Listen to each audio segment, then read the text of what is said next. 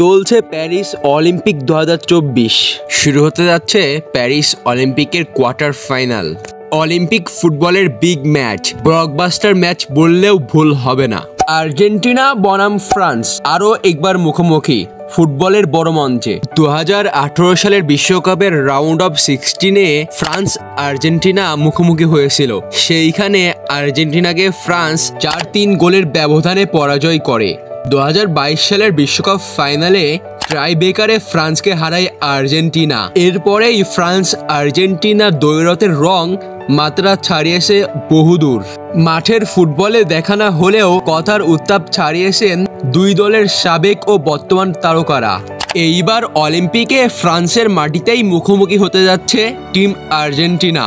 Argentina group পর্বের champion হতে পারলে ফ্রান্সের সাথে দেখা হতো ফাইনালে, কিন্তু তারা পারেনি, হয়েছে রানার চাপ। অন্যদিকে থেরি ওরির ফ্রান্স নিজেদের গ্রুপে হয়েছে চ্যাম্পিয়ন। কোয়ার্টার ফাইনালেই তাই দেখা হচ্ছে দুই দলের। শেষ দিনে ইউক্রেনের বিপক্ষে 2-0 গোলে জয় পায় আর্জেন্টিনা। থিয়াগো আলমাদা আর ক্লদিও এচেভেরির গোলে আকাশি সাদাদের এনে দিয়েছে 3 পয়েন্ট। কিন্তু গ্রুপের অন্য ম্যাচে ইরাককে 3-0 গোলে বিধ্বস্ত করে দেয় মোরক্কো। তাদের ঝুলিতেও আর্জেন্টিনার সমান 6 পয়েন্ট, আর গোল ব্যবধানও ছিল সমতা। কিন্তু নিজেদের মধ্যকার দেখায় মোরক্কো 2-1 গোলে হারিয়েছিল আর্জেন্টিনাকে। হেড টু হেডের এই বিবেচনায় আর্জেন্টিনা হয়েছে বি গ্রুপের রানার চাপ। অন্যদিকে থেরি ওরির অধীনে থাকা ফ্রান্স নিজেদের 3 ম্যাচেই প্রতিপক্ষকে একদম উড়িয়ে দিয়েছে, জয় হয়েছে 3টি।